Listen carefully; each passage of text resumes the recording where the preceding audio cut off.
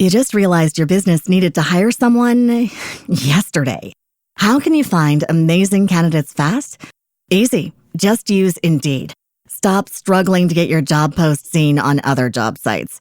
With Indeed sponsored jobs, your post jumps to the top of the page for your relevant candidates, so you can reach the people you want faster. According to Indeed data, sponsored jobs posted directly on Indeed have 45% more applications than non-sponsored jobs. Don't wait any longer. Speed up your hiring right now with Indeed.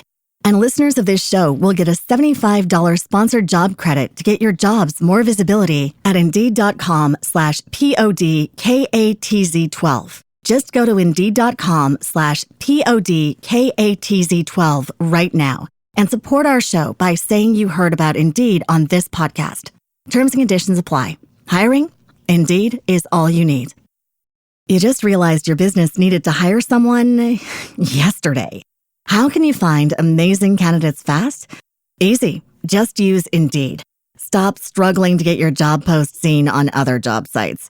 With Indeed sponsored jobs, your post jumps to the top of the page for your relevant candidates, so you can reach the people you want faster. According to Indeed data, sponsored jobs posted directly on Indeed have 45% more applications than non-sponsored jobs. Don't wait any longer. Speed up your hiring right now with Indeed. And listeners of this show will get a $75 sponsored job credit to get your jobs more visibility at Indeed.com/PODKATZ13. Just go to Indeed.com/PODKATZ13 right now and support our show by saying you heard about Indeed on this podcast. Terms and conditions apply. Hiring? Indeed is all you need. Trina Hill stands as a beacon in the tech industry, not just for her role as a senior vice president at a leading fintech firm, but as the founder of Tech Care, advocating for inclusivity for women of color. Her 2 decades of experience, marked by significant roles at companies like IBM and GE, underscore her profound impact on tech strategy and innovation. It is a rare opportunity to absorb the wisdom of a trailblazer who has not only navigated the complexities of the tech world, but has also been instrumental in reshaping it. Tune in to discover how Trina Hill's visionary approach can inspire change and foster growth in the tech sector. Thank you so much for being here on Tech is the New Black. Thank you for having me. So this is really beautiful. Just to kind of give a little bit of a backstory for people that are listening and tuning in. Trina was supposed to be a guest on Tech is the New Black for the last batch recording that we did. She actually had made it to the recording, but a mistake that was on my part and timing of things weren't able to have her as a guest. Ended up being very special because one of the questions that I want to make sure y'all stick around for was actually a new question that came up based on a conversation that we had. Actually, 2 of the questions were questions that were brought up based on the conversation that we had. Even though she wasn't able to come on the podcast, we still had opportunity to talk, get more familiar with each other. And ultimately, I was like, man, these are some other conversations I believe we could have that will provide a lot of unique value to everyone that's here. So truly believing that it was ordained and aligned in that way for it to happen, and just her being very patient, having a lot of grace with us, and then just making time to be here. So we appreciate you so much for being here for us and our audience. Thank you. Thank you for having me. Look, thank you for the work that you do. I know that, we see this beautiful podcast, but we don't see the hard work. So I thank you for the vision, and I thank you for the discipline, and I thank you for the diligence, and I thank you for the excellence. Man. Oh my goodness. You're trying to get me in my feels. No, I appreciate that so much. So y'all could already see just the love pouring. So make sure y'all ready because it's a lot of education as well as really wisdom that y'all going to hear in this episode. And so now most people feel as if they're not qualified. But you are actually a first generation college, corporate, etc. So you had even more reasons to doubt yourself and deal with imposter syndrome, but you still made it here. What was life like for you, and what advice can you give someone who can relate to how you used to live, the different things you've had to overcome and really accomplish and be a first generation everything? Yeah, it's a lot, right? So first and foremost, it is my faith that has sustained me. right? So I grew up, I am a Christian. I do not hide that even in my corporate world. It is a part of my identity. Yeah. And so to me, that's my foundation. My parents were blue collar workers. My mother was a janitor at the University of Georgia. Yeah. I have 2 degrees from the University of Georgia. Wow. My father also was a blue collar worker. My parents could not afford for me to go to college. My mother didn't even buy me oodles and noodles, right? Because they didn't have money. They were working paycheck. We were living paycheck to paycheck, right? And so when you grow up without, there's some grit that comes with that, right? So watching my mom work 2 jobs, watching my dad work, watching my family work, it wasn't this quote unquote side hustle that we see. It was, this is how you're gonna make your rent. You had to have multiple things going on in order to just survive. Yeah. Right. And so what that taught me was a couple of things. It definitely taught me perseverance and grit, but it also taught me that I don't want to work that hard, because what I also saw was no sleep, no vacation, stressed, depression, right? We weren't talking about those things. Auntie was irritated. Mama was angry. We didn't understand why they were angry, because they were stressed out. Yeah. They never rested. And so for me, what was important was, number one, what has God called me to do? Yeah. And then number 2, me being clear about what I wanted, and me persevering through all of the naysayers saying what I could not do, especially being a Black woman in technology, right? Because I came straight out of college. I had my undergraduate degree in MIS. At the time, there was a good number of, to be honest, Black students that were in my class. Okay. Right. In 1999, when I graduated from UGA, it was a significant. It was noticeable. Let me say it that way. Wow. And right? for like technology. For technology, in MIS, we were Management Information Systems. But as I walked into corporate America, I didn't see me. Wow. Right? I was oftentimes I'm still that way to this day, where I walk in and oftentimes they think I'm an admin. Man. Or they think I'm the help instead of the head, right? Yeah. Right? But navigating through all of I call it the firsts, was a blessing, because it taught me perseverance, and it also taught me these lessons that I can pass on. Yeah. So my cousins, they didn't have to worry about how do I figure out how to get even financial aid from college, because I could tell them how to do it. Yeah. They were ready when they walked into corporate America. Here are the things you need to look for, because I don't care what they tell you. We're still dealing with people. Yeah, that's real. Right? And people come with their biases and their baggage and their own motivations. And so I've been fortunate enough to go through it so that as a first generation, I can at least share with others, here are the things you need to navigate through, and also confirm that you're going to be okay. Yeah. You can be the first and be okay. Yeah. Right? That's a part of your journey. That's so important for people to see, just really seeing your life and hearing your story, because I didn't realize how important representation was, and really how unique and specific representation is. Like, you know, on a broad level, we hear representation, you know, most people hear it, and, you know, we can easily think of, you know, the low-hanging fruit of saying, oh yeah, representation of you being a Black person that's in tech.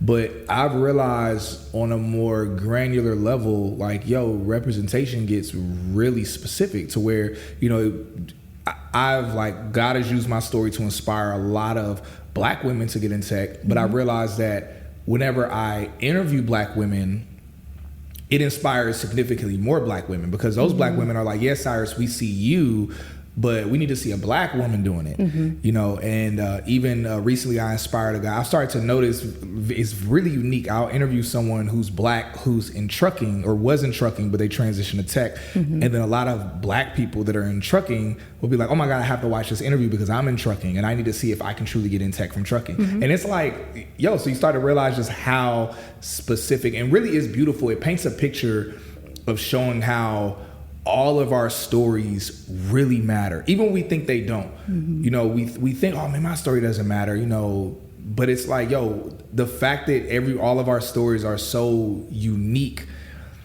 you know, it shows how, like, there are a large group of people that have that same type of story, and they need to see you win. And I'm really speaking to y'all now. Like, they need to see you win. They need to hear, and, you know, even after you win, they need to hear your testimony, hear your story. And so I'm just listening to your story about you being a first in all these different arenas, and kind of transitioning into the next question that I have. So you being a first in these different arenas, you getting in the tech space 20 years ago, like how has it been like? I mean, because it's really wild. Because I mean, I've been in the space just for a few years.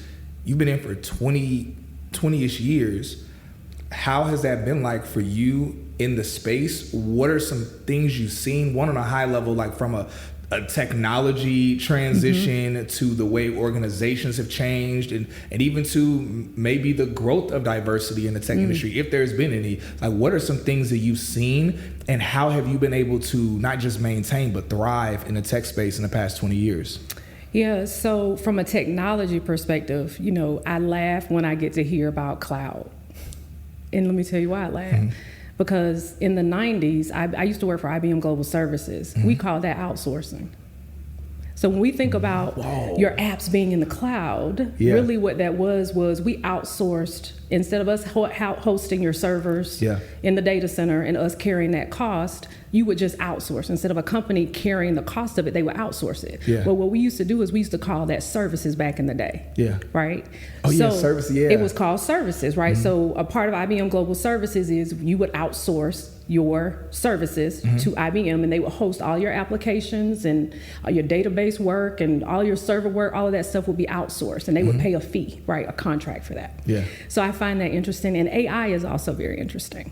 How so? So we act as though AI is new. AI ain't new, y'all. AI ain't new, y'all. AI is not new. The difference between AI today and 20 years ago is today is more accessible. So we do have interfaces where we can leverage AI. My mother could log into ChatGPT and write a letter, right?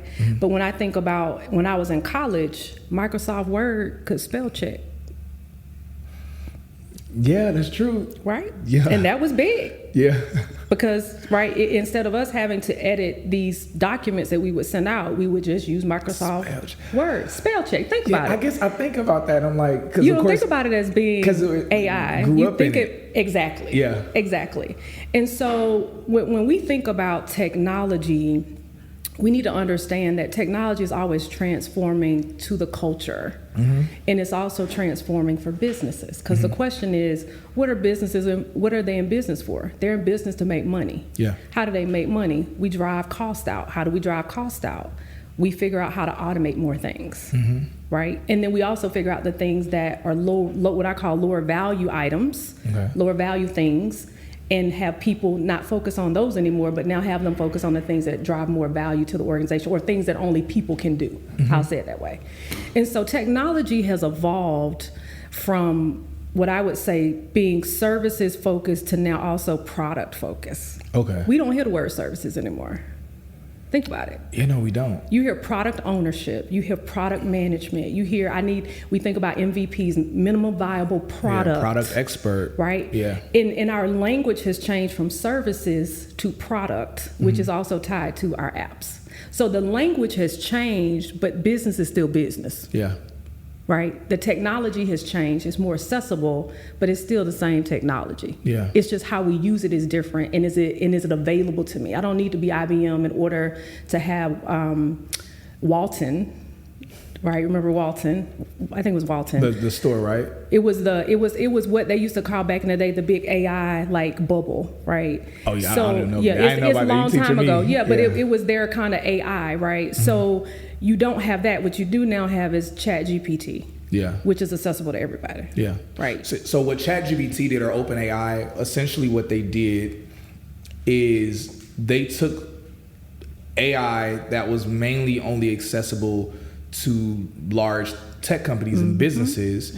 They took it and they broke it down to where now everyone can have their own AI. Correct. And they put a beautiful interface. Right? You don't need to be a programmer to use it. You can just type. Right? Or you can click and point. So they made it easier for people to use it. You know what? This makes me think about kind of like the introduction of the PC. Because again, we all grew up, I would even say even like yourself in large part grew up with personal computers. But I think about like when I read Steve Jobs story, and how when they were at huge war with IBM and Microsoft when it came to the computers, and that video that at the time it was viral, but it was way before social media, obviously. But that viral video that Apple dropped, I think it was in 1984, where it was a video where it was the same year that the movie 1984 came out, where everybody was thinking about dystopian things and the government, big government taking over. And y'all, let me know in the comments if y'all seen the video or not. And if y'all haven't seen it, after you watch this episode, watch it and let us know if you think that video would have went viral today if it came out. I don't think it would have, but at the time it was this video where it was like this dystopian thing, and there was a TV, and a government was like shouting out rules, and somebody just ran and threw a brick or something, and it shattered the TV. And it was Apple's way of saying like, hey, we're creating a personal computer that is like, we're kind of anti-government, we're for the people. And to this day, Apple still kind of operates in that way, where they still operate where it's like, hey, we're not going to allow the government to have access to the data of our people and community. So it's cool to see that they've kind of maintained their brand for the most part. But it's interesting to think about how big a deal that was. People to be like, wow, we all have access to personal computers. And now that's the same thing with AI. It's where it's like, oh, wow, we now all have access to our personal AI assistants. Correct. Man. Yeah. But the thing I love is it levels the playing field. Yeah, how so? So before, when computers came out, they were very expensive. And so again, remember I shared, my parents were blue collar. My parents could not afford initially when computers came out to buy me a computer. So we used to go to a little place called the library. What's that? You remember the library? We used to go to the library, and that's where I would use my computer, or I would use my computer in school. And so when you think about Chat GPT being available now, or any of the AIs that you can download for free, most children, even in lower income families, at least have a cell phone, which is really nothing more than a computer in their pockets. Yeah. They now have access. They can leverage it. They don't need to get in a car and drive to the library. Yeah. They don't need to go out and seek access. They have it. Yeah. So the question is, what will we do with the access? How will we leverage it to improve our lives and to improve our children's lives, while at the same time maintaining our integrity and our own beautiful minds and beautiful thoughts? Because what we also don't want to do is leverage it so much to where we're no longer thinking, that it is thinking for us. Yeah, that's really the challenge, because I see people oftentimes, it's usually on social media, but sometimes it'll be barbershop conversations. I'll get my hair cut and I hear people start talking about technology, and I'll hear people say things like, oh man, no, I'm not gonna fool with that. That's just gonna make us lazy. But when I hear that, my mind often shifts to, I'm like, well, wealthy people and the business owners use it. They use it more frequently than we do, and it doesn't make them lazy. Or they'll say, oh man, you don't need them bots cleaning up your home. It's gonna make you lazy. I'm like, the people that got it are the most fit people that I know. And so I wonder sometimes, I guess, really what is it that allows some people to say, hey, I'm not gonna use this thing because it's gonna make me lazy, or they will use it and it makes them lazy, versus people that will use it and they will allow it to not make them lazy, or they'll allow it to use it for them to kind of get some of their time back and some of their life back. What do you think that is, and what would you say to people that are listening and watching that maybe they're like, hey, I'm not really sure about some of the technology because I'm fearful it's going to make me lazy? What would you kind of mentor them into shifting their mindset to view it differently as to how it could actually benefit them in their life? Yeah, so first of all, let's just go back to how most of us was raised. This is not everybody, because I know everybody wasn't raised the way I was raised, but most of I'll say the people that I know typically come from their first generation. So I'm going to speak specifically, to those individuals who maybe didn't have money, right? My mother, we were the house cleaners. We were the dishwashers. Yeah. Right. Think about that. We were taught to do things ourselves because there was no one else. My mother could not outsource cleaning to a cleaning company. Right. She couldn't have. We didn't have Grubhub. No TaskRabbit. Right. Again, my mama was like, when we wanted to even go to McDonald's, do you have McDonald's money? Right. So when you think in terms of our culture, we operated in a place of really just trying to get through day to day. There was no excess. Yeah. right? Just which means, and so if there's no excess, there's no access. And so we were taught to do everything ourselves because there was no additional help, whether it be financial or time. And so when we look at our businesses and we look at technology, we still have that mindset. We've got to have a different mindset and say, what are the least valuable things that I can do that I can outsource? And what are the things that only I can focus on? So for instance, somebody can come clean my house, but only one person can raise our son. That's real. Right? That's cold. So I think we've got to take a step back and say, what are some of the things that we can outsource, that we can afford to outsource, because we need the financials, but what can we outsource and leverage technology or people or other processes to free up time so that we can do the things that really matter to us or the things that only we can do. And I think you have to do your own audit of what that looks like. Yeah. Right?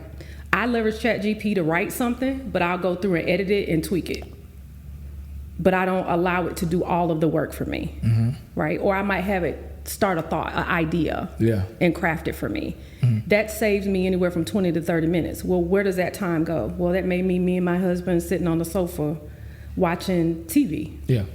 It just gave me time. We've got to change our perspective on how do we leverage technology to free us up so that we get more time to spend with family or doing other things that are more valuable to us. Yeah, that's so good. I was hosting at a tech event in Dallas yesterday, and this week I was really focusing on preparing for the event, and there were some things that I had to do. I had to come up with some games. And I was like, I don't like coming up with no games. I'm dealing with adults. Like, could we not just have an event, be educated and network? But I'm like, okay, come up with some games. You know, they people that asked me to host told me to come up with some games. So one of the games I came up with was just basically a Who Wants to Be a Millionaire Tech Edition. And so I was like, okay, I have two main roles. I have to come up with games, but I also have to, the speakers at the event, I have to introduce the speakers, I have to intro them and outro them. I have to, you know, kind of, and then for the panel, I have to ask questions to the panelists, things like that. And to your point, what I found was that when it came to the games, I just ChatGPT the games. I was like, okay, well, I told ChatGPT, hey, give me 10 questions, Who Wants to Be a Millionaire style, you know, for people that are in the tech industry. And then at first it started out with a bunch of Python, and I was like, okay, no, this ain't fun. This is like really technical. Right. I said, hey, make it more like pop culture, tech friendly.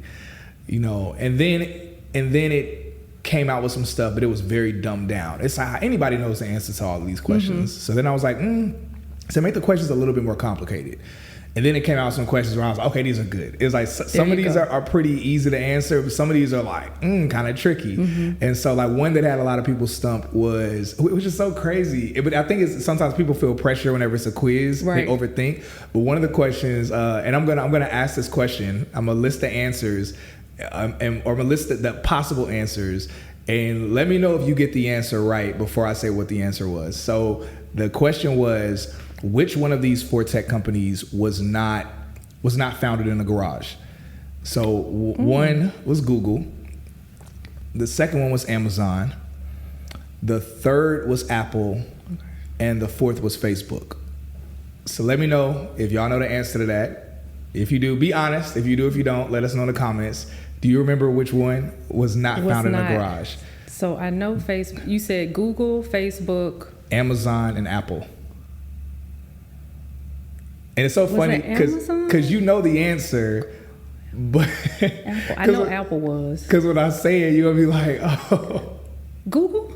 No, it was Facebook. Because they're college campus. That's correct. And that's what it was. Yeah. And it's kind of like, oh, when you think about it, like, yeah. So, but it's really interesting. The last one, and I had to come up with this one because ChatGPT. I tried to say, hey, this Black History Month, give me one that's like for Black people. Then ChatGPT was like, hey, I technically don't want to basically say I don't want to see color. Like that's basically what it says. So I was like, okay. So I had to come up with one, which was essentially, hey, what are the which one of these Black founded tech companies are $1 billion company? One was Squire. Option 2 is Calendly. And option 3 is a company, why can I not think of it right now? it's a fintech insurance company, but all three of them are founded by Black men. Mm-hmm. And then D was all of the above. And the answer was all of the above. Mm-hmm. All of them are billion-dollar tech companies founded by Black men. Which is amazing. Which is so cool. It is. And so anyway, kind of a sidebar, but to your point, I let ChatGPT come up with questions that I felt like were, that's just for fun. But when it came to the guests, when it came to me introing them in a way that made sense, in a way that brought value to them before they spoke, the things that like really mattered, I was like, no, I'm not going to outsource this to AI. I'm going to make sure this is something that I'm on top of and that I'm focusing on, because this is the thing that I feel truly, truly matters for the speaker. If you're looking to break into tech, scale in your tech career, or get networking, collaboration, resources, and more, I have something huge for you. Tech is the New Black is the largest tech career platform in the world. And we've helped over 1,000 people break into six-figure tech careers and even more scale. But now we're taking it even further with our Techpreneur Discord community. This community offers high-level networking and collaboration with tech leaders, tech recruiters, and more through events, private streams, and daily group conversations. And if you're looking to break into tech, we don't just have all of the trainings and resources that you need, but we actually have partnerships with different companies that are hiring from within our community. So no matter your goal and your career, income, or business, the Techpreneur community was made for you. So text us at 404-519-2851 or just hit the link in the description to join. So I love that so much. Now you've been in the industry for a while, and in today's era, most women don't want a man who makes less than them. Either it's because, and ladies, let us know in the comments, let us know which side y'all fall on, but either it's because they feel like that man can't help them maintain their lifestyle, or they think that the men might be jealous of them. And in some cases, that is true. But you have a beautiful, long-lasting marriage where you out-earned your husband, if I remember correctly when we spoke about it. But you still, we were speaking about it, you still choose to be traditionally submissive to your husband. Why would you choose to do this when you could really just take care of yourself? You could, live your rich auntie lifestyle and all that good stuff. So why would you choose to do that when everything we see in media and culture today is saying, hey, look, if you at a such and such level, you need a man that's at your level or that's above your level or something like that. What is your perspective on this conversation? Yeah, so again, it goes back to my faith, right? So, and again, I know some people will say, oh, this is very old fashioned, but God is very clear. It is Him, my husband, and then me. But there's a scripture that says basically, if my husband is supposed to love me like God loves the church, and in turn I'm supposed to submit to Him, but God also says submit ye to one another, right? Is that accurate? Right? Okay. And so in our home, I do make more money than my husband. My husband's military. I went to college, right? So our paths were very different.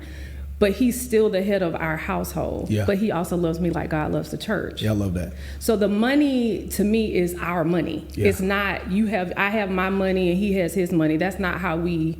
And again, that's our marriage, right? There's no judgment, but that is our marriage. And the reason I'm able to respect him and honor him regardless of his money is because he's more than money. His value, his praying over me, his covering. I shared with you, I had brain surgery. It's been over actually 20 years ago. And during that time we were married. This man had to put my clothes on. He had to feed me. When people would come visit, he would iron my pajamas, right? I wasn't working. We didn't lose a beat. Right. So I have that man that's gone through life, that part of life with me. I also have that man that when I'm getting ready to think about the next career move, if somebody taps me on the shoulder and says, hey, we had this promotion, we want you to go take this job, or there's this new job and we want you make this number of money, we sit down and we have a conversation about it. Because when I take a job, we take a job. Because it's going to impact the household.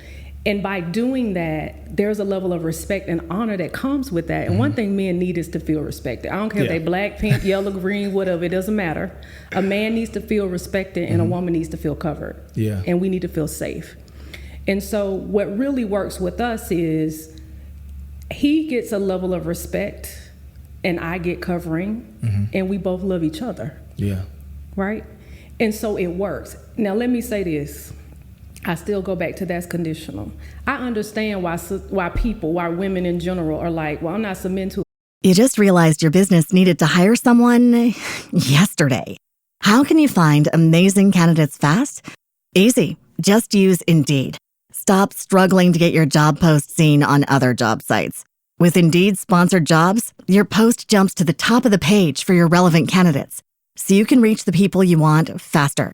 According to Indeed data, sponsored jobs posted directly on Indeed have 45% more applications than non-sponsored jobs. Don't wait any longer. Speed up your hiring right now with Indeed. And listeners of this show will get a $75 sponsored job credit to get your jobs more visibility at Indeed.com/PODKATZ12. Just go to Indeed.com/PODKATZ12 right now and support our show by saying you heard about Indeed on this podcast. Terms and conditions apply. Hiring? Indeed is all you need.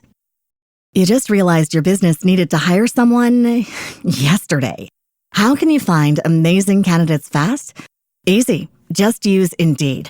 Stop struggling to get your job post seen on other job sites.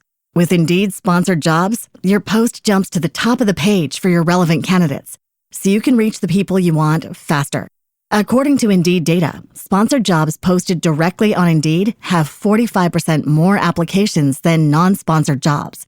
Don't wait any longer. Speed up your hiring right now with Indeed. And listeners of this show will get a $75 sponsored job credit to get your jobs more visibility at Indeed.com/PODKATZ13.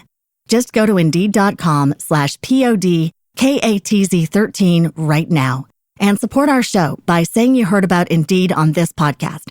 Terms and conditions apply. Hiring? Indeed is all you need. Man. Well, yeah, because he ain't living you like God loved the church. Yeah. That makes sense. Yeah. I'm not going to submit to you. Why would I do that? Because you haven't loved me. God gave his life for us. Yeah. My husband will give his life for me. Dang, that's powerful. I know that. So I don't mind submitting to his authority. Now, again, submission does not mean I do every single thing he says. Submission means when we are in situations where I have a view, he has a view. If he's passionate, he wants to go with, let's say, choice B, and I want to go with choice A. I voiced A. I'm still going to voice A. Yeah. But he says, we're going to go with B. We're going to go with B. Yeah. And whatever the fallout is, God will deal with him on that. Yeah. I don't have to say a word. But now let me say, that's coming through 25 years of marriage. Yeah.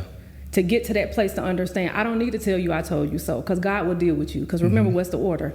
God, him, me. Yeah. God will deal with him. All I'm supposed to do is pray for him. Yeah. And stand in the gap. That's fire. That's fire. That's so powerful. You know, there's a quote. There's something that you said recently, where you said, "My money is our money." There's actually a really popular quote that's going around, and in the quote actually goes the opposite, where there are a lot of people saying, "Oh, well, her money is her money, my money is our money," you know, and I see that, and I get the notion, because I get the notion, but it's so interesting how the quote that you said, and of course the content that comes out is either from people that either are not married, or they're just like making some viral type of social media content. But it's very interesting that, like, in your years of marriage and what it is that you have, that it sounds completely counterculture to what's popular today and what's being said today. And what people hear that and they're like, yeah, that makes sense. Like, yeah, as a man, your money is y'all's money. Her money is just for her on the side for whatever she wants to do. And it's so interesting, even for myself, because I've seen that quote multiple times, and I saw it enough to where I was kind of like, oh, okay, I guess that's like, all right, straight. But now I'm thinking about it, I'm like, man, it's so interesting how over time we can start to become brainwashed to whatever is fitting the narrative of culture in that day. And sometimes even as believers, we can start to almost twist scripture in our mind, or in some kind of way be like, okay, well, maybe this is how God wants things to be. But it's like, no, that's really kind of culture. this kind of twist, and kind of like what, when the enemy was talking to Jesus and was like, did God really say? Or he was using scripture and was using scripture out of context to try to get his own agenda out of Jesus. And it shows how that happens to a lot of us today. And I see a lot of people in the church in that same way that are kind of having Christian versions of the modern culture today, where they're trying to justify things in a spiritual way to line up with what's happening in the world. And it's just really interesting to see. But it's beautiful to hear wisdom from someone where it's like, oh, no, that actually is how it's supposed to be. We have just been getting so inundated by society today to where we're starting to justify, approve, and sometimes celebrate and fight for what actually is something that we should not stand for. And so that's really beautiful to hear, especially you sharing that story. Thank you so much for opening up and sharing that story about him being there for you, just during that season of your life. Shouts out to your husband. I love him. Shouts out to your husband. That's my, I think what we, it's almost like, I feel like we've gotten to a place where it's him versus her. Yeah.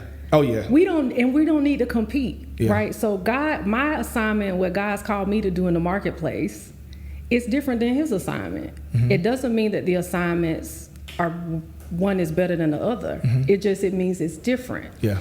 And so if I honor him and he honors me, it makes it work. Because again, the money is money. I'm like, I'm sure you've been in situations or seen relationships where everybody's is looking for the bag, but nobody is worried about the relationship and the love and walking in integrity with one another, loving one another and having grace and mercy, which we're supposed to do with one another, right? I think we got to reshift and say, what is marriage? What did God intend marriage to be? And what are we expecting from that partnership?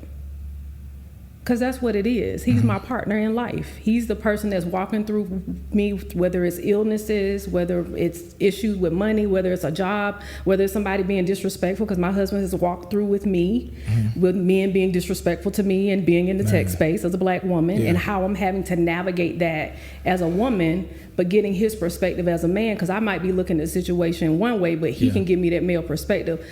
You got to walk with your partner together.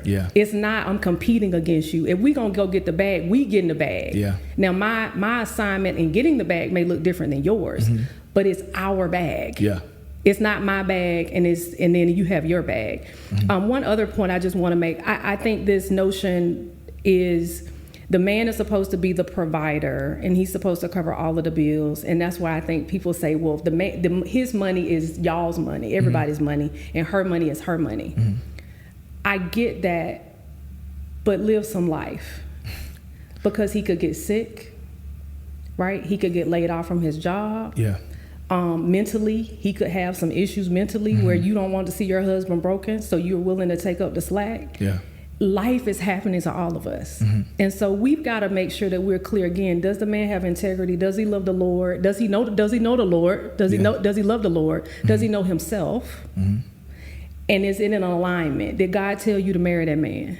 Did God tell you to marry that woman? Because she fine and he fine, but fine is not going to help you when you got brain surgery. For real. $1 million not going to help you when you got brain surgery. $1 million is not going to feed me and clothe me, right? $1 million might walk out the door and say, I don't want to be bothered with this. Man. And so I think we as a people, we got to get back to what is marriage? Not what the world said, but what did God say? Who are we? What do we want? What is our relationship with God? And making sure that we are doing the work for ourselves, so that when the person is ready, that he's ordained for us, that it just works. That's so powerful. That's so powerful. Look, y'all let us know, like, what y'all think about everything that she just shared. Let us know, like, just like I said, like, I'm sure all of you, everybody has access to social media. You've seen the gender war, like she mentioned, that's going on, and the different quotes, like things that I've mentioned. Where is your heart at when it comes to this? Are you on the side of, hey, look, I love everything that Ms. Trina just shared, I agree with it 100%? Or are you on the side of, hey, things have changed, things are different? Or are you like, hey, look, I'm kind of on the fence. You know, I see what she's saying. I want to go that route, but maybe through some bad experiences, you know, and through the culture and things, I'm getting shifted another direction. Definitely let us know. We definitely want to talk to y'all in the comments and just see kind of like how we can talk through this and just really encourage each other towards like a healthy direction. Now, one of the things that I appreciate a lot about you, and I'm sure people could tell this already, is that you have really been instrumental in helping people go beyond just, okay, getting a bag or being successful in tech, but actually truly caring for people in a bit of a motherly or auntie type of way. And you took it a step further with that by creating something called Tech Care. Can you please explain to everyone what Tech Care is and how you've been just really helping a lot of people, helping a lot of women in this space? Yeah, so Tech Care is an organization that I created specifically for women of color, where we provide coaching, community, and compassion. As I stated to you before, women of color, we're in tech, but it is hard. I'm not going to sit on here and say that it is not hard being a woman of color, especially a Black woman of tech in technology. Yeah. We're dealing with white men, white women, also our Indian sisters and brothers that add a different level of behavior, right? Yeah. Cultural differences, because really that's what it is. And so what I wanted to do was create this space for women of color where we could come together and grow together and figure out how to navigate. If you're new, how to navigate the space before you get in. Because again, you happy, you know how to code, you know how to do, you're a scrum master, you're a product owner, you're all these different things, but then you walk in and there will be rejection. People may not want you there. Okay, well, how do we help you navigate the feelings and the emotions of that? Yeah. How do we give you the skills and the tools to navigate corporate America, because maybe you are first generation? And then when we think about our mid-career, helping you tap into your power. Because a lot of times we don't know what to ask for because nobody told us. Yeah. Right? So I'm going to tell you, every single year, your organization, if you work in an organization, typically they have training dollars. Has your manager ever told you that you have training dollars? Probably not.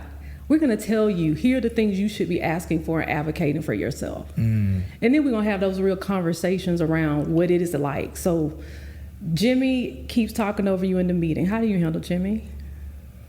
Or Brandon, who is Black male, both of y'all in a room together, how do you figure out how to team up with Brandon to make sure you have cover and he has cover? Yeah. How do we do that? How do you navigate that? And then more importantly, how do we make sure you take care of yourself? Yeah. So when you are in technology, we're women, we typically are pouring out to people. We're not just doing our job.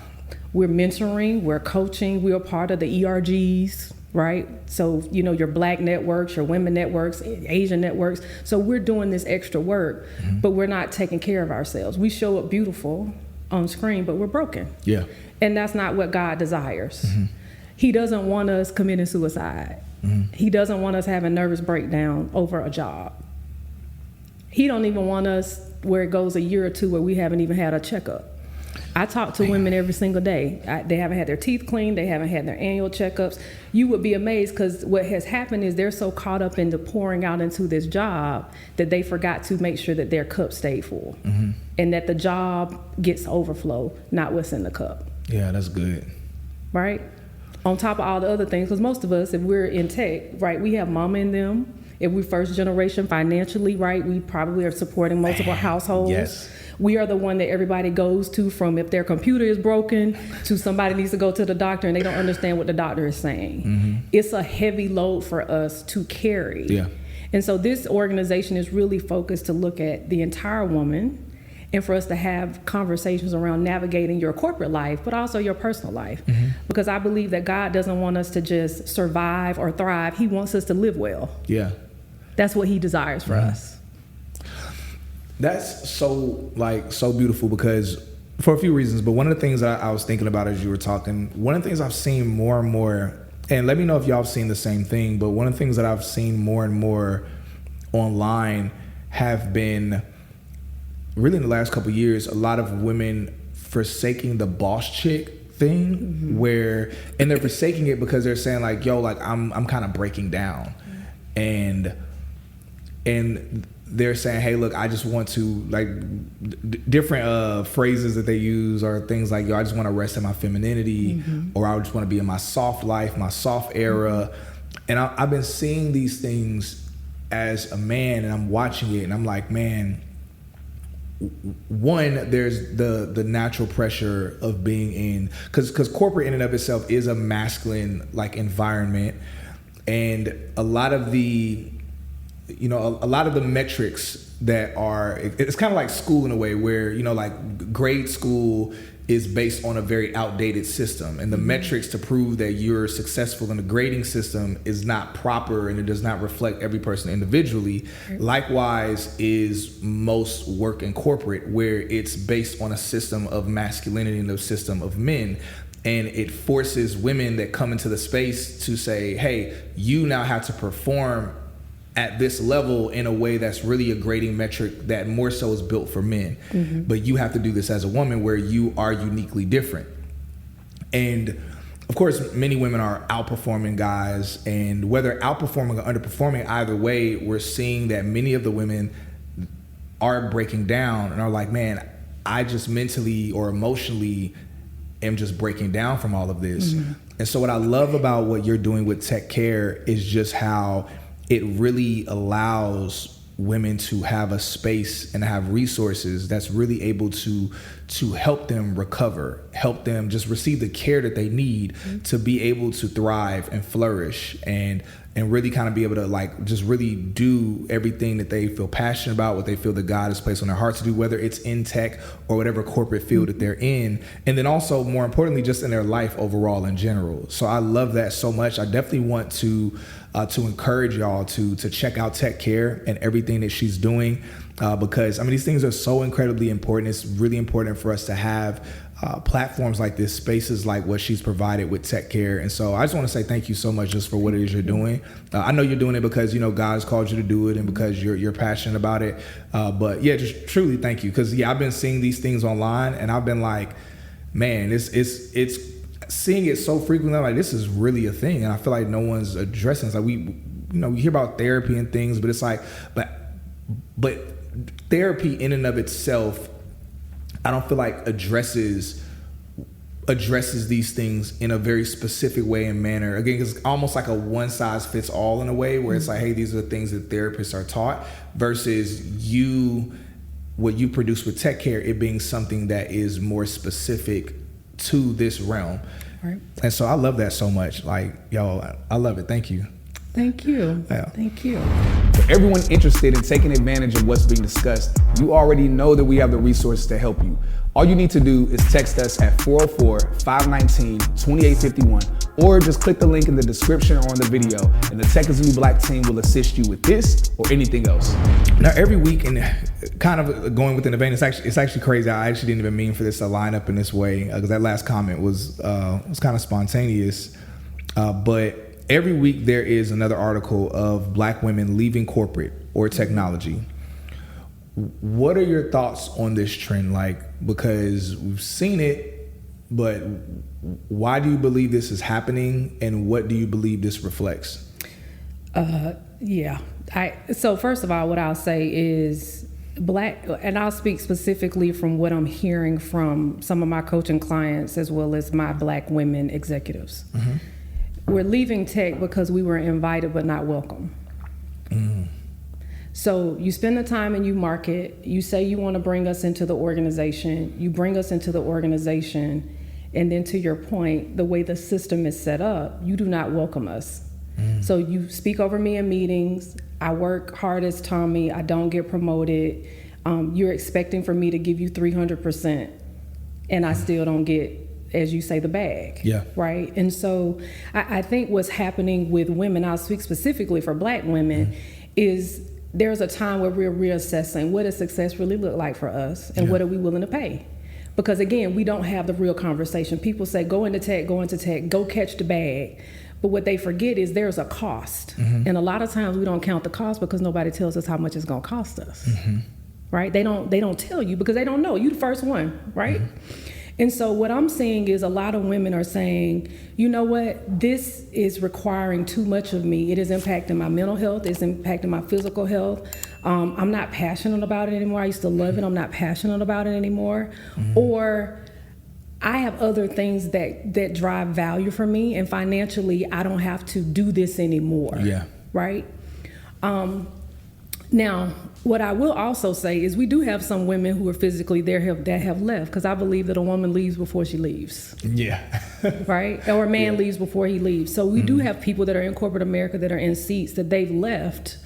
They're maintaining because they still have people they need to feed. And that's what we do, right? So you have to navigate that. I think that there is a great opportunity for corporations to get back to serving and loving people as they are. Yeah. A white woman in her experience in corporate America is very different than mine in corporate America. You have to meet me where I am, just like you meet her where she is. And it's okay if you don't agree with it, but you have to embrace that my experience is going to be different. And so I think it's important for us to get back to what I call true leadership. And leadership is, I meet you where you are, and I care about you as a person. You're not replaceable. Even if I put someone else in this seat, they will never do it the way you do it. Yeah. They'll never have the swagger the way you have it. So we've got to start looking at people and embracing the uniqueness of each individual, and not just diversity of thought or diversity of complexion or religion, but truly looking at these souls that come into the marketplace and being grateful that we have them in the marketplace to serve us, and we need to support them when things don't go right, because we know we're dealing with people. Yeah. Everybody don't like black people. Everybody don't like Indian people. Everybody don't like women. You know you're dealing with people. So when those things happen, you got to protect her. You got to protect her. And if you don't protect her, then she's going to leave you. So that's one piece. And one last point that I also want to make. When I say this, it's going to sound weird, but I just want you to process it. We were taught to give 150%. My mother was a perfectionist. Things had to be done a certain way, right? So 150%. She's like, give your best, give your best. We, black women specifically, we get stressed out because we're giving them our 100% instead of their 100%. So let me break it down. Okay. If you go to the vending machine and you buy a Coca-Cola out of the vending machine for $1, yeah, they give you 12 ounces. And then I turn around and give you a 2-liter for the same price, right? We do that in corporate America. Yeah. They pay us for the 12 ounces. We give them 2 liters, but then we get mad at them because they don't want to pay for the 2 liters that we gave them because they only paid for the can. Yeah. And then we want to know why we stress out and we frustrated. And the reason being is because we're trying to give this vessel something that they didn't ask for. Right? Man. They asked for a can. Yeah. They're paying you for a can. That's what they asked for. Now, if you want to give them a little more, if they want to receive it, that's great. That's perfect. But if they don't take it as rejection. Because God even says, do not cast your pearls before swine. When you've offered them the 2 liters and they say this is not what they want, then give them the 12-ounce can. Yeah. Because what happens is, if you're giving them your 100%, you don't have time for your wife, your girlfriend, your mama and them. Your mental health is going to get impacted. You're not going to the doctor because they have become your God. You giving them more than what they paid for. God's word says, give an honest day's work for honest day's pay. Yeah, that's facts. He said, so the way I interpret that based off of my analogy I gave you, he said, if they pay for 8 ounces, if they pay for 12 ounces, you give them the best 12 ounces that they'll ever have. That'll be the best Coca-Cola they ever had. Yeah. But if they only pay for 12 ounces, you give them the 12 ounces because that's their 100%, which means if that's your 60%, you got 40% to start a business, do community service, spend more time with try to find you a bae. You have, and you can make sure you're taking care of yourself. But if you giving them your 100%, you giving them a 2-liter that they didn't pay for, and then you mad because they don't want to pay you for it. Yeah. And you mad because they rejecting the overflow, and you internalize it and make it seem like there's something wrong with you. There's nothing wrong with you. You didn't pay attention. Yeah. Give them what they pay for. Do exceptionally well with what they've asked you to do. But you keep what they don't pay you for yourself, unless you want to continue to pursue your career in the organization. So, because that's a different type of game. If you know you want to be an executive, you might have to give up some more, but you also understand that there's negotiating that happens when you're given the more. So I'm not going to bring out my 2 liter and give it to you unless we have a conversation about the financials. Yeah, that's so good. Does that make sense? That makes so much. You know, the timing of this is interesting because, so we were talking offline about how I just came back from Dubai. And whenever I was in an Uber or just paying for some service, I made a mistake a few times where their technology is pretty interesting. When you go to make a purchase with something, it actually comes up on a screen whether you are paying them, because it comes up with the amount and it says, hey, do you want to pay this amount with the US dollar or do you want to pay it with the dirham, which is the UAE or United Emirates. I'm jacking up the UAE basically, which is their version of the dollar. There were a couple times I clicked US. So let's say something costs $212. It would say, do you want to pay this in US dollar? Or do you want to pay this in the dirham? The dirham is worth, the US dollar is 3.6 times more than the dirham. So $360 US is equivalent to $100. No, excuse me, other way around. Yeah, $360 dirham is worth a $100 bill. So there were a couple times I paid because I saw the amount and I saw it US and I was like, oh yeah, $212 US. But in reality, they only asked me for $212 dirham. So what I ended up doing was essentially I paid them almost $1,000 when they only asked me for $212. So essentially I gave up way more of my own money than I needed to give up. So that's why I'm listening to this and I'm like, man, this is actually, because I remember that pain that I felt when I realized, wait, so you have way more of my money, but now I can't even get it back. Exactly. Because I clicked and instead of me stopping and looking and being like, okay, do you want $212 in your money or $212 in my money? Right. And I just automatically, let me give it to you US. When in reality, I shouldn't have done that. So hearing you talk about this, I'm like, yo, that pain sits so real with me. And it makes so much sense. And I eventually started paying closer attention because of that, making sure I wasn't doing that. So I love that so much. So you have really, 20 years in the industry, you have really trailblazed and grown and excelled and really just moved up the ranks in the space. What is some advice? A lot of people that are listening are wanting to know, hey, look, they've already looked at your LinkedIn at this point. They checked you out. They like, oh man, she's done some amazing things. And they're like, man, like, what would be some advice that you would give people that could help them on their journey where they feel called to pursue a career similar to yours? And if you could look back and speak to yourself 20 years ago or really in today speak to them, what is advice that you would give them that would help guide them along their journey? Yeah, so I'm going to hit the last one first because I got that fresh in my mind. What I would say is, and it may be both, make sure you know who you are. Get to know yourself so that you're clear on the things that you will do and that you won't do. The further up the chains you go, there will be compromise, and you're going to deal with different types of people that are motivated by different things, which means sometimes they will ask you, and this is, let me be clear, it's not my current role or anything, but just in the past I've seen where being in positions where people will put you in a situation where it'll cost you your integrity. Right? So if you know who you are, you're going to stand firm in your yeses and your nos. Yeah. So I think that's important. And then I would say the one thing that we need to do is count the cost. Before you take a job or before somebody taps you on the shoulder and say, hey, I think I want you to go do this, make sure you understand what is it going to take? What is it going to cost you to do that? Yeah. Right? So is it going to be time? Is it you're going to be traveling all the time, right? Are you going to be working 12, 14-hour days? Like, count the cost and understand what it's going to cost you.